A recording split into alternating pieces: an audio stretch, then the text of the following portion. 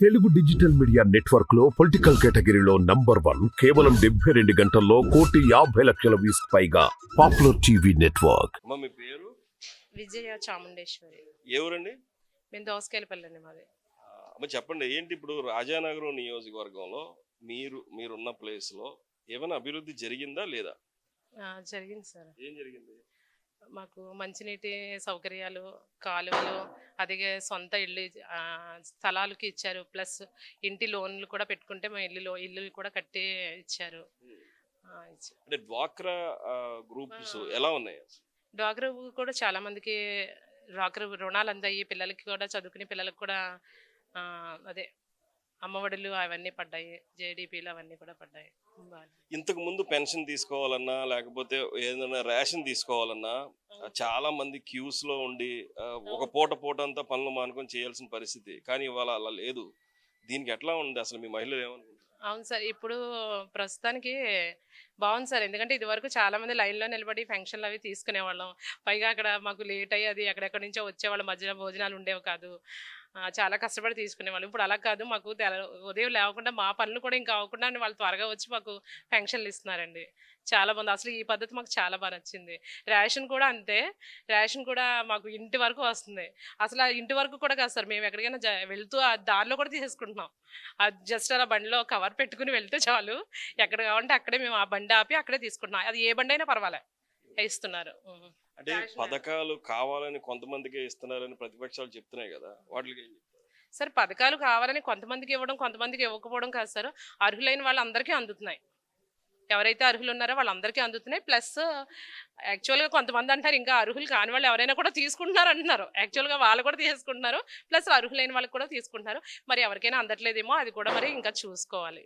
ఇప్పుడు ఇంటి స్థలాలు కూడా అందరికీ అందలేదు, కొంతమందికి అందలేదు అనే చిన్న గొడవలు కూడా జరుగుతున్నాయి అంటున్నారు. ఏంటి అది? సరే, అంటే ఇప్పుడు వాళ్ళు లేట్గా పెట్టుకోవడం ఉంటుంది. లేదంటే అర్లీగా పెట్టుకునే వాళ్ళకి త్వరగా రావచ్చు, కొంతమందికి రాకపోవచ్చు, అలా ఉంటుంది. ఇప్పుడు మళ్ళీ జక్కంపూడి రాజాగారు కానీ ఇంకా ఎవరైనా మంచిగా చేసే మన నాయకులు ఉన్నారు కదా, వాళ్ళు ఎవరైనా వచ్చినట్లయితే ఇకపై మళ్ళీ ఇప్పుడు ప్రస్తుతం వస్తే ఇంకా ఎవరికైతే సమస్యలు ఉన్నాయో అందరికీ కూడా పరిష్కరించబడతాయి. ఇప్పుడు వచ్చే ఎలక్షన్స్ లో జక్కంపూడి రాజా గారు గెలుస్తారా లేకపోతే ప్రతిపక్షాలు గెలుస్తారా? ప్రస్తుతానికైతే మరి జక్కంపూడి రాజాగారు అయితే చాలా బాగా చేస్తున్నారని అందరి టాక్. ఆయనే గెలుస్తారని మేము అనుకుంటున్నాం. రావాలని కూడా మేము అందరం కోరుకుంటున్నాం. ఎందుకంటే జక్కంపూడి రాజాగారి హయాంలో చాలా అభివృద్ధి పనులు జరిగాయండి. అందుకని మేము ఆయనే రావాలనుకుంటున్నారు. చాలా మంది అదే ఉద్దేశంతో ఉన్నారు. ఒక ఓటేస్తే నలుగురు సేవలంటే ఇప్పుడు మనం ఓటు వేస్తాం కదా, అప్పుడు మనకి వాళ్ళ సహకారం చేసే వాళ్ళ పెద్దలు ఉన్నారు కదా, వాళ్ళు నలుగురు అనమాట. మనం ఒక ఓటేస్తే జక్కంపూడి రాజా గారు, విజయలక్ష్మి గారు, సత్యనారాయణ గారు, ఇంకా చాలా మంది ఉన్నారు. వాళ్ళందరూ కూడా మనకి వెంటనే స్పందిస్తారనమాట. మనం ఓటు వేసినట్లయితే వాళ్ళు మనకి స్పందించి మనకి వెంటనే తగు చర్యలు తీసుకుంటున్నారు. నా పేరు కడియాల పాపారావు అండి. నేను ఏ ఊరండి?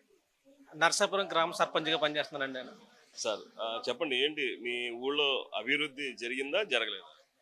అభివృద్ధి అంటే వాళ్ళు చెప్పడం కోసం కాదు కానండి, గ్రామంలో కూడా తెలుస్తుంది. గత 10 సంవత్సరాలు ఇక్కడ టీడీపీ పెందుర్తి వెంకటేశ్వర హయాంలో ప్రతి గ్రామంకి వెళ్ళిన సరే మీరు గట్టిగా ఉంటే 4 లక్షలు 5 లక్షలు వర్క్ చేశారు తప్ప, ఈ రోజున ప్రజెంట్ ఈ 5 సంవత్సరాల్లో ప్రతి గ్రామానికి అంటే 5,000 ఓటింగ్ ఉన్న ప్రతి గ్రామానికి కూడా మినిమంగా 5-6 కోట్ల వరకు చేయడం జరిగిందండి.